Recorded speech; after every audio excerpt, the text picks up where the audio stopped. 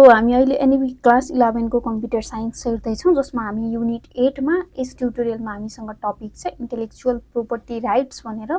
Intellectual property rights भनेको के बुझ्नु पर्यो भने आफ्नो क्रिएटिभिटी, आफ्नो नलेज, आफ्नो थटको बेसमा आफूले क्रिएट गरेको केही, आफ्नो इन्टेलिजेन्समा बेस भएर आफूले गरेको कुनै क्रिएसन हुन्छ नि, त्यो क्रिएसनमा अरूले कपी नगरोस्, आफ्नो आइडिया चोरेर अरूले कुनै बेनिफिट नलिगोस् भन्नु नै के हो, त्यो इन्टेलेक्चुअल प्रोपर्टी राइट्स हो। भनेको आफ्नो क्रिएसनमा हुने राइट जुन हुन्छ त्यसलाई इन्टेलेक्चुअल प्रोपर्टी राइट भनेर भनिन्छ, जसमा हामीले इन्टेलेक्चुअल भन्ने बित्तिकै relating to intellect or our mind भनेर बुझ्नु पर्यो होइन। एन्ड प्रोपर्टी भनेको त हामीलाई थाहा छ, ओन एसेट, आफ्नो प्रोपर्टी। एन्ड राइट भनेको एउटा लिगल इन्टाइटलमेन्ट हो।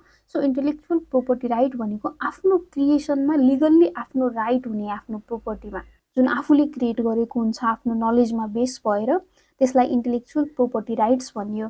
So it is any intangible asset created from an original thought such as an idea, name, content, design. भनेको यो इन्टेन्जिबल एसेट भन्ने बित्तिकै एउटा नन फिजिकल भ्यालु भनेको हामीले जुन अनलाइनमा अथवा हाम्रो ल्यापटपहरूमा जुन डिजिटल मिडियामा हामीले क्रिएट गरिरहेको हुन्छौँ, हाम्रो नलेजको बेसमा, हाम्रो थटको बेसमा भएर हामीले कति कुराहरू क्रिएट गरिरहेको हुन्छौँ। हामी स्टोरीहरू लेखिरहेको हुन्छौँ, केही राइटिङहरू हामीले गरिरहेको हुन्छौँ, लिटररी भनेर भनिन्छ त्यसलाई। देन हामीले गएर लोगोहरू डिजाइन गरिन्छ, कति अडियो भिडियोहरूदेखि लिएर कति कुराहरू हामीले के गरिरहेको हुन्छौँ, त्यो क्रिएट गरिरहेको हुन्छौँ। त्यो सबै के हो, इन्टेलेक्चुअल प्रोपर्टी हो, जसमा हाम्रो आइडियाहरू इन्भल्भ भएको हुन्छ। यसमा हाम्रो आइडिया बिलङ गर्न सक्छ, नेमहरू हामीले कुनै युनिक नेमहरू क्रिएट गरेको हुनसक्छ, कन्टेन्टहरू होला हामीले क्रिएट गरेको, केही हामीले गरेको डिजाइनहरू हुनसक्छ, नयाँ इन्भेन्सनहरू हुन सक्यो, अर एनी डिजिटल मिडियाहरू हुन सक्यो। So intellectual property right refers to the right of intellectual property owners and author. कुनै पनि क्रिएसनमा त्यो क्रिएटर, त्यो ओनर जो अथर छ, उसको जुन राइट छ त्यसलाई नै इन्टेलेक्चुअल प्रोपर्टी राइट भनेर भनियो। अथवा एनदर वेमा हामीले डिफाइन गर्दा, intellectual property rights are legal rights granted to creators and owner of invention, literary and artistic works, design, symbols, जति पनि हुनसक्छ उसको क्रिएसनहरू, त्यो सबै बिलङ गर्न सक्यो।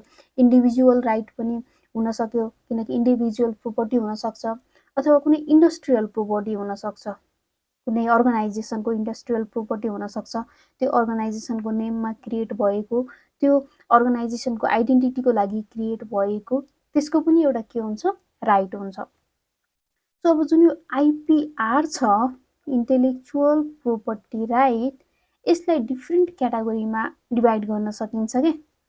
एउटा हुन्छ कपिराइट, हामीले एकदम सुनिरहेको हो कपिराइट भन्ने। अनि अरू यसमा के बिलङ गर्न सक्छ भने, एउटा पेसेन्ट राइट भनेर भन्छ। यो भनेको इन्भेन्सनसँग रिलेटेड हुन्छ।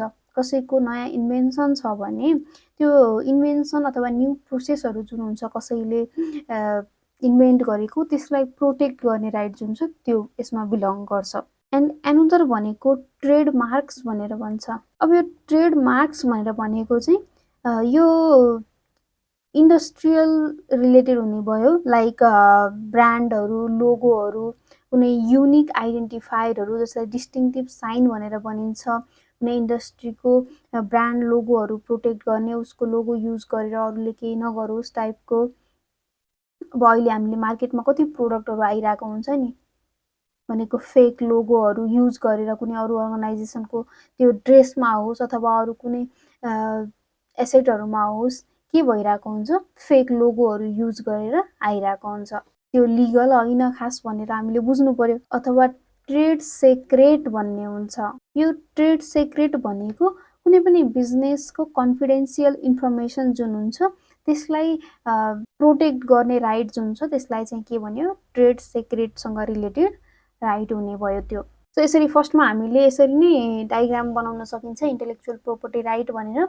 यसरी अनि 4 different types, copyright, patent property, trademarks, trade secret भनेर, जसमा हामीले कपिराइट भनेको कुनै अथर्सको राइट, क्रिएटरको राइट भनेर बुझ्नु पर्यो, जसमा लिटरेरी वर्क्सहरू, रिटन वर्क्सहरू, बिलङ गर्न सक्छ।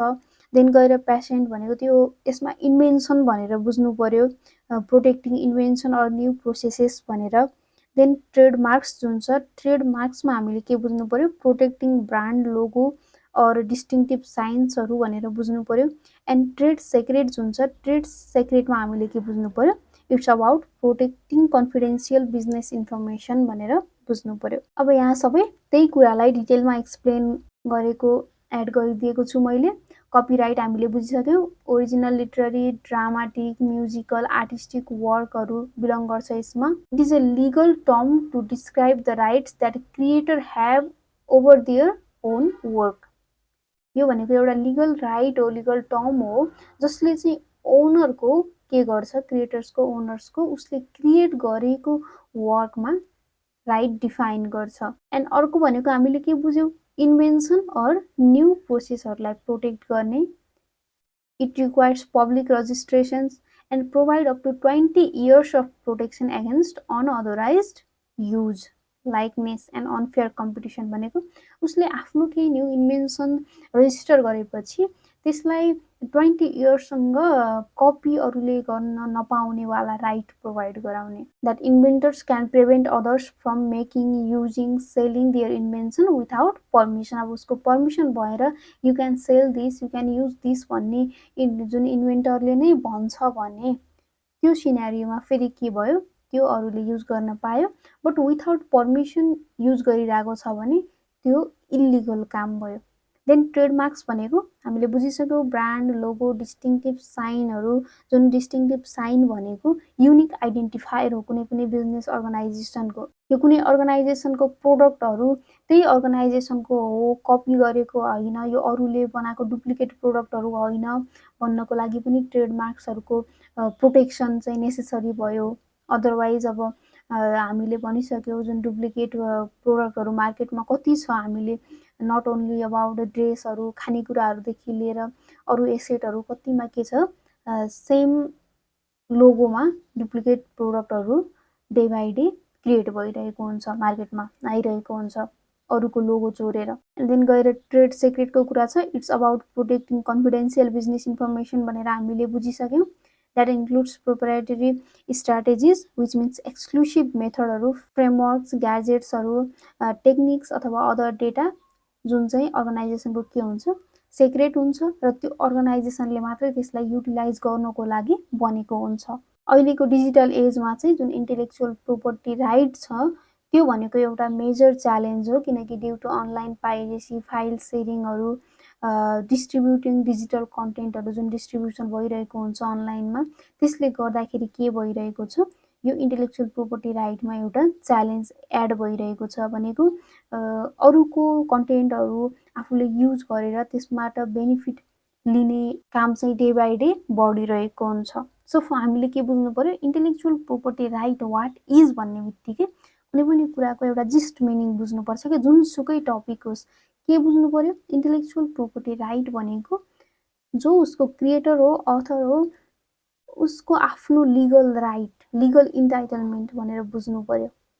आफूले क्रिएट गरेको प्रोपर्टीमा क्रिएटरको, ओनरको, अथरको राइट जुन हुन्छ त्यसलाई इन्टेलेक्चुअल प्रोपर्टी राइट, आफ्नो प्रोपर्टीमा हुने राइट। एन्ड देन गएर यसमा हामीले टाइप्सहरू बुझ्यौँ, copyright, patent, trademarks, trade secrets, जसमा हामीले फर्स्टमा आफ्नो ओरिजिनल वर्कको राइट भनेर बुझ्यौँ, क्रिएटर्सको राइट ओभर ओन वर्क्स। अरू यो तिनवटा जुन छ यसलाई हामीले खास इन्डस्ट्रियल प्रोपर्टीभित्र पनि मेन्सन गर्न सकिन्छ क्याटेगोराइज गरेर।